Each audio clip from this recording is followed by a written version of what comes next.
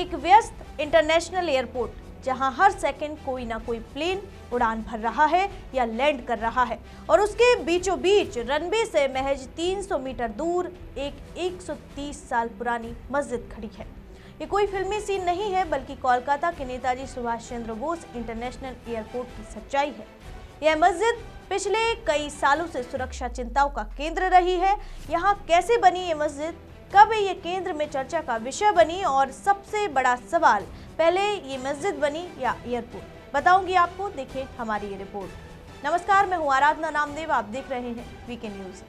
Runway से महज 300 metre दूर एक 130 साल पुरानी मस्जिद खड़ी है। हाल ही में ये चर्चा का विषय तब बनी जब नागरिक उड्डयन मंत्रालय ने इस बात को स्वीकार किया कि मस्जिद रनवे के बेहद करीब स्थित है, जिससे विमान संचालन में बाधाएं उत्पन्न हो सकती हैं। ये मस्जिद 1990 के दशक से मौजूद है, जब इस इलाके में एयरपोर्ट का निर्माण नहीं हुआ था। लेकिन आज जब एयरपोर्ट का विस्तार हुआ तो मस्जिद और रनवे की दूरी घटकर 300 मीटर रह गई है। कोलकाता का नेताजी सुभाष चंद्र बोस इंटरनेशनल एयरपोर्ट पर ऑपरेशनल एरिया के अंदर स्थित बांकड़ा मस्जिद, जो सेकेंडरी रनवे से महज 165 मीटर दूर है, जिसने फिर से सुरक्षा और संचालन संबंधी चिंताओं को जन्म दिया है।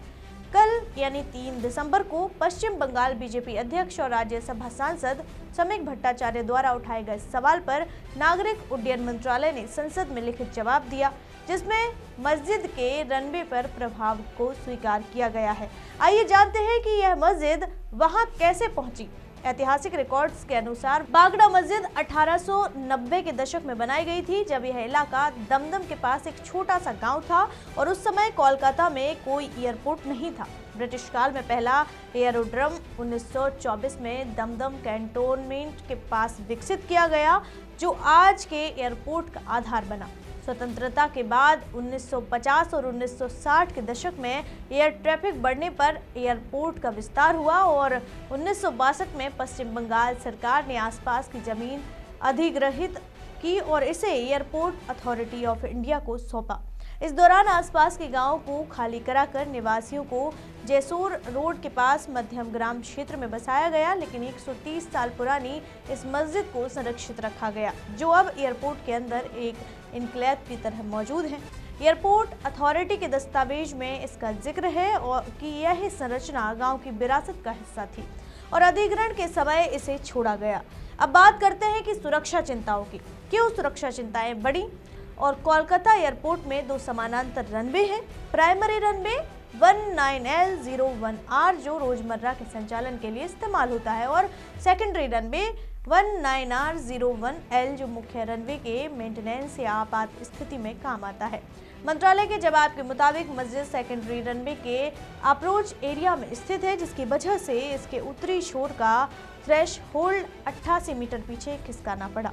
इससे रनवे की प्रभावी लंबाई कम हो जाती है, जो 2832 मीटर से घटकर छोटी रह जाती है। हालांकि एयरपोर्ट अधिकारियों का कहना है कि सामान्य उड़ानों पर इसका असर नहीं पड़ता, क्योंकि बाकी लंबाई कोड डी विमानों जैसे बोइंग B767 या एयरबेस 1310 को हैंडल करने के लिए पर्याप्त है। लेकिन समस्या तब पैदा होती है जब प्राइमरी रनवे अनुपलब्ध हो, जैसे सर्दियों में कोहरे के दौरान या मेंटेनेंस के समय। इसके अलावा मस्जिद की मौजूदगी से सेकेंडरी रनवे के उत्तरी छोर पर इंस्ट्रूमेंट लैंडिंग सिस्टम स्थापित नहीं हो पा रहा है। प्राइमरी रनवे पर दोनों छोरों पर कैटेगरी ILS है, जो 50 मीटर विजिबिलिटी में भी लैंडिंग की अनुमति देता है, लेकिन सेकेंडरी रनवे पर केवल दक्षिणी छोर पर कैटेगरी ILS है, जो 800 मीटर विजिबिलिटी तक सीमित है। उत्तरी छोर पर लोकलाइजर इंस्टॉलेशन संभव नहीं है, जिससे न्यू टाउन साइड से आने वाली फ्लाइट्स को गाइड्स नहीं मिल पाता है।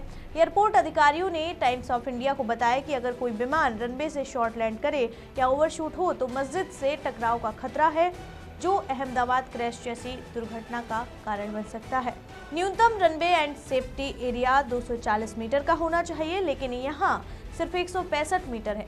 सुरक्षा के एक अन्य पहलू पर सेंट्रल इंडस्ट्रियल सिक्योरिटी फोर्स ने चिंता जताई है। एयरपोर्ट की बाउंड्री पूरी तरह सील नहीं है और नमाज के लिए आने वाले श्रद्धालु पहले पैदल आते थे, जिससे सिक्योरिटी लैप्सेस था। अब प्रार्थना से पहले और बाद में बस से फेयरिंग की व्यवस्था है, लेकिन CISF का कहना है कि श्रद्धालुओं को bureau of civil aviation security से क्लियरेंस नहीं है। जून 2025 में विपक्ष के नेता शुभेंदु अधिकारी ने विधानसभा में इस मुद्दे को उठाया था। उन्होंने कहा था कि एयरपोर्ट पर जो हो रहा है वह सिक्योरिटी के नजरिए से बहुत चिंताजनक है।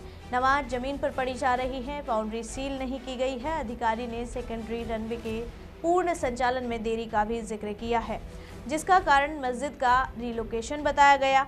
इस साल दिसंबर में मुद्दा फिर गरमाया जब समीक भट्टाचार्य ने राज्यसभा में सवाल किया, मस्जिद एयरपोर्ट संचालन में बाधा क्यों डाल रही है और इसे हल क्यों नहीं किया जा रहा है। मंत्रालय के स्टेट मिनिस्टर मुरलीधर मोहोल ने जवाब दिया कि मस्जिद सेकेंडरी रनवे के थ्रेश होल्ड को 88 मीटर डिस्प्लेस कर रही है।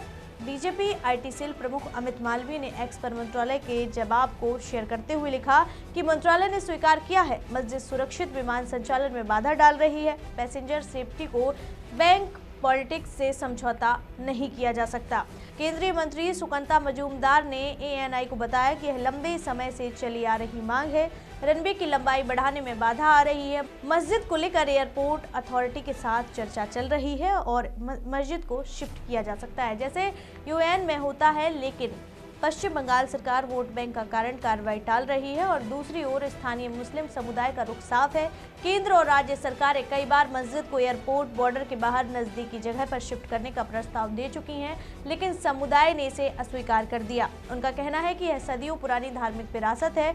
2020 में भी एयरपोर्ट अथॉरिटी ने रिलोकेशन की कोशिश की थी, लेकिन सुप्रीम कोर्ट के पुराने फैसलों के कारण रुकी। तो यह मुद्दा अब भी अनसुलझा है। आगे इस खबर पर जो भी अपडेट आएगा आप तक जरूर पहुंचाएंगे। देखते रहिए वीके न्यूज। मुझे दीजिए इजाजत। शुक्रिया। वीके न्यूज, राष्ट्र के नाम।